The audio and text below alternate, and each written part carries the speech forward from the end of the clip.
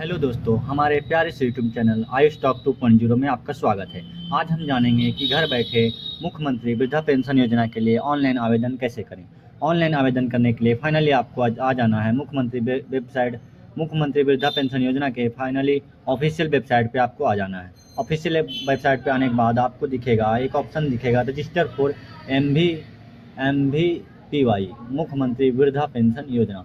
इस पे फाइनली आपको क्लिक करने के बाद आपको एक सामने पेज खुलेगा। आपको क्लिक करने के और न्यू रजिस्ट्रेशन करने के लिए आपको यहाँ टैब पे क्लिक करना पड़ेगा। टैब में क्लिक करने के बाद आपको फाइनली एक पेज खुलेगा जिसको आपको ध्यान से भरना होगा। इसमें आपको भरने के लिए रहेगा जानकारी के अकॉर्डिंग आधार के अनुसार आपको जानकारी भरना होगा। सारी जानकारी आपको आधार के अकॉर्डिंग भरना होगा, जिसमें आपको आधार के अनुसार नाम, पता और एड्रेस डालना है। उसके बाद आपको डिस्ट्रिक्ट सेलेक्ट करना है। डिस्ट्रिक्ट सेलेक्ट करने के बाद आपको स्कीम सेलेक्ट करना है कि कौन सा योजना के लिए आप आवेदन कर रहे हैं। तो आप आवेदन कर रहे हैं मुख्यमंत्री वृद्धन पेंशन योजना के लिए आप आवेदन कर रहे हैं। उसके बाद आपको ईपिक नंबर जो होता है मतदाता सूची में आपको ये चीज़ मिल जाएगा, जो इसको वोटर ID कार्ड कहते हैं, उसमें आपको ये चीज़ मिल जाएगा। उसके अनुसार नाम डाल दीजिएगा। नाम डालने के बाद सीधे आपको आधार नंबर डालना है। आधार संख्या डालने के बाद आपको आ जाना है, आपको अपने आधार के अनुसार नाम डालना है। आधार के अनुसार नाम डालने के बाद आपको आधार के अकॉर्डिंग ही अपना डेट ऑफ बर्थ इंटर करना है। डेट ऑफ बर्थ इंटर करने के बाद आपको सारी जानकारी को एक बार ऊपर से नीचे तक अच्छी तरह से मिला लेना है, क्योंकि किसी भी प्रकार का तो त्रुटि होने के बाद आपको ये आवेदन स्वीकार नहीं किया जाएगा। उसको मिलाने के बाद आपको फाइनली आ जाना है। वैलिडेट आधार पे आपको क्लिक करना है। वैलिडेट आधार पर डेट ऑफ बर्थ सही से इंटर करने के बाद आपको जानकारी एक बार अच्छे से मिला लेना है। मिला लेने के बाद आपको वैलिडेट आधार का जो ऑप्शन है उस पर क्लिक करना। आधार वैलिडेट होते ही आपको प्रोसीड वाला बटन पे क्लिक करना। आधार वैलिडेट एक बार कर लेने के बाद आपको वहाँ पे जानकारी ग्रीन दिखाई देगी और उसके बाद आपके पास एक फॉर्म खुल के आ जाएगा, जिसको आपको केयरफुली सावधानी से सही जानकारी भरना, जिसमें आपको बताया गया है कि पेंशन योजना के तहत पंजीकरण फॉर्म में आपको हो गया। पंजीकरण फॉर्म में आप अपनी जानकारी को सही और सटीक तरीके से भरें ताकि किसी भी प्रकार का इसमें कोई दिक्कत ना हो।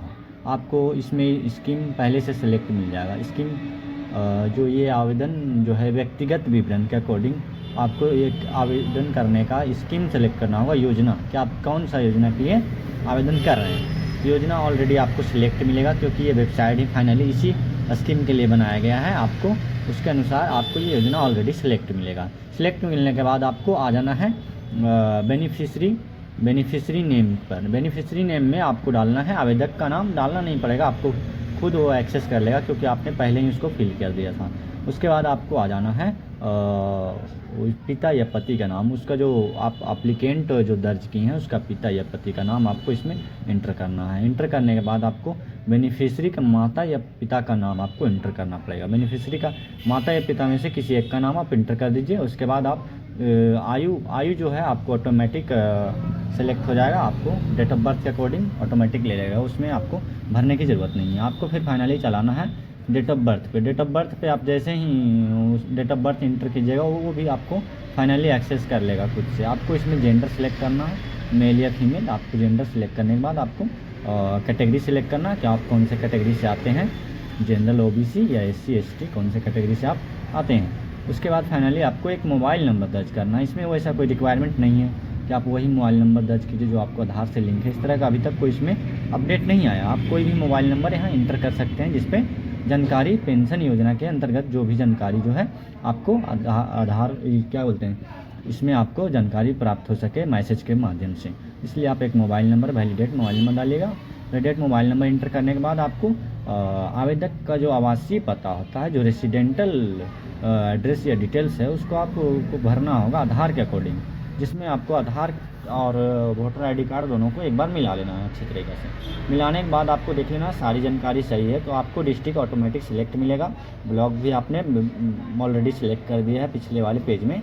उसके बाद आपको एरिया सेलेक्ट करना रहेगा, आप कौन सा एरिया से हैं। और एरिया के बाद आपको जैसे ही आप रूरल या क्या बोलते हैं अर्बन एरिया को सिलेक्ट करते हैं, उसके बाद आपको इसमें आपको म्यूनसिपल या पंचायत जो भी आप नगर निगम से सिलेक्ट करते हैं उसमें वार्ड वगैरह आ जाएगा।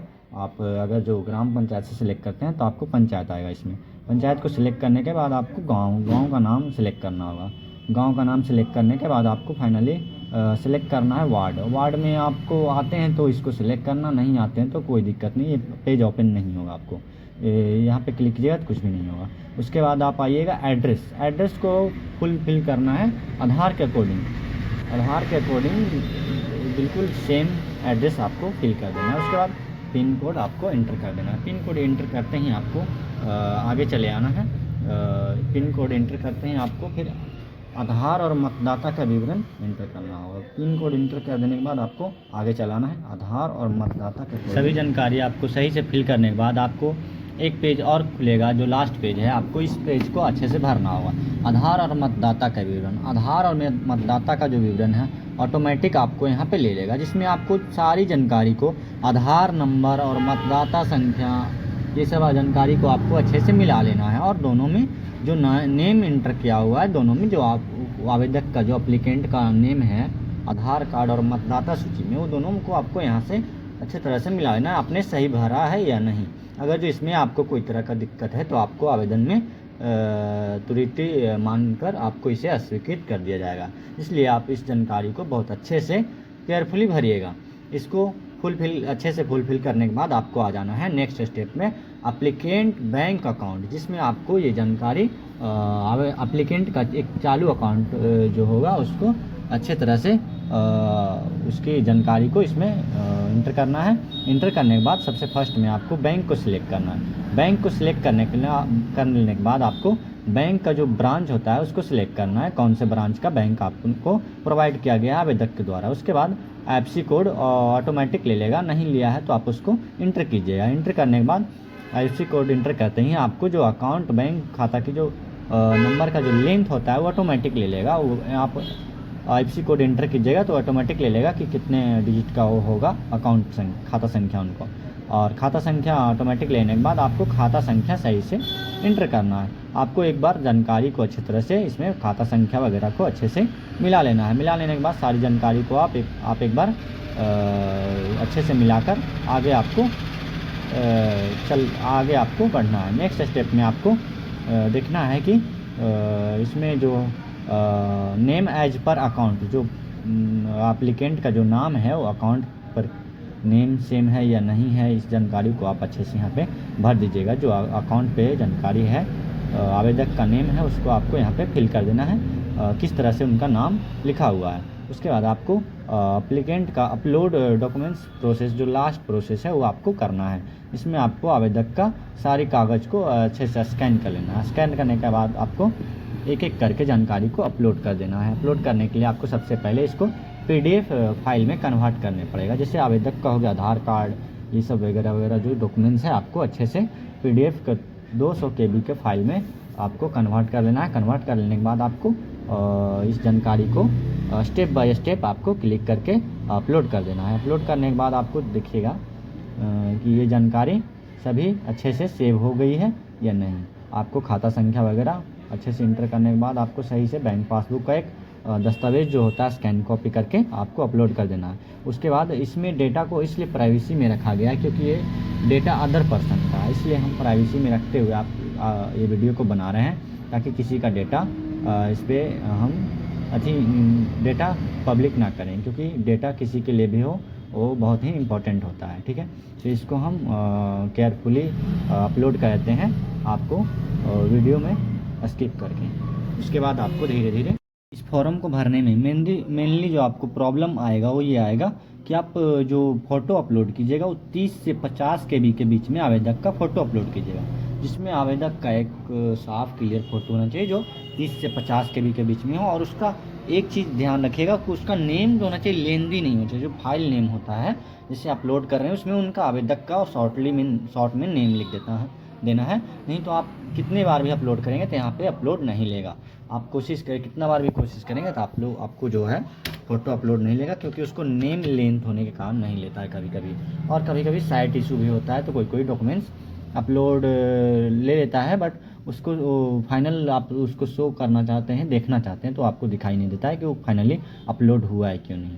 आप सारी जानकारी को एक बार ऊपर से नीचे तक एक बार आपको मिला लेना है। मिला लेने के बाद आपको एक इंस्ट्रक्शन पढ़ लेना है कि इसमें आपको जो भी जानकारी हो मेरे द्वारा सही और सटीक जानकारी है, जिसमें कोई प्रकार का कोई त्रुटि वगैरह नहीं है। यहाँ पे आपको एक एग्री का जो ऑप्शन है उस पर क्लिक करना है, जिसमें आपको सहमति मांगी जाती है कि जो भी मेरे द्वारा भरी गई जानकारी है वो सही है। और आपको क्लिक करने के बाद सीधे आपको सबमिट एप्लीकेशन डिटेल्स पे क्लिक करना है। जैसे ही आप सबमिट एप्लीकेशन डिटेल्स पे क्लिक करते ही आपको एक पॉपअप खुलेगा, जिसमें आपको एक इंस्ट्रक्शंस पढ़ना होगा कि मेरे द्वारा जो कुछ भी जानकारी है वो फाइनल सबमिट के लिए रेडी है, जिसमें कोई तरह का कोई दिक्कत नहीं है, क्योंकि इसको दोबारा एडिट आप नहीं कर सकते हैं। एक बार जब फाइनली सबमिट हो जाएगा तो आप इसको दोबारा आप एडिट कर नहीं सकते। अगर जो कोई त्रुटि है तो आप यहाँ से ही कैंसिल करके एडिट कर सकते हैं। तो आप ओके पे क्लिक कीजिएगा, और ओके पे क्लिक करते ही आपको फाइनल पेज खुलेगा, जिसमें आपको थोड़ा देरी डेटा ट्रांसफ़र हो रहा है, इसमें आपको थोड़ा देरी वेट करने के लिए इंतज़ार करने के बाद आपको सीधे फाइनल प्रीव्यू डिटेल्स खुलेगा, जिसमें आपको जानकारी को सभी अच्छी तरह से दिखाया जाएगा। इसमें आपको एक बार अच्छे से चेक कर लेना है कि सारी चीज़ें सही है या नहीं। इसमें आपको फाइनल प्रीव्यू दिख जाएगा, जिसमें आपको डॉक्यूमेंट्स वगैरह भी आप क्लिक कर के देख सकते हैं। क्लिक करने के बाद आपको डॉक्यूमेंट्स का प्रीव्यू भी दिख जाएगा। अगर जो यहाँ पर भी आपको एक ऑप्शन देता है कि कोई दिक्कत है, तो यहाँ भी आप एक बार एडिट का ऑप्शन देता है। अगर जो आपको कोई आपकी तरफ से कोई दिक्कत नहीं है तो यहाँ आप फाइनल सबमिट पे क्लिक कर सकते हैं। आपको एक ऑप्शन और दे दिया जाता है कि आपको कोई दिक्कत है तो आप इसमें एडिट कर सकते हैं, नहीं तो आपको फाइनल सबमिट के लिए आप क्लिक कर सकते हैं। फाइनल सबमिट पे क्लिक करते ही द्वारा वेरिफिकेशन होता है और उनका पेंशन फाइनली स्टार्ट हो जाता है। तो दोस्तों आज के लिए इतना ही। हमारा वीडियो का जो ज़्यादा से ज़्यादा लाइक करें, सब्सक्राइब करें और दोस्तों में शेयर करें, ताकि सही जानकारी सभी लोगों तक पहुंचाई जा सके। बहुत बहुत धन्यवाद।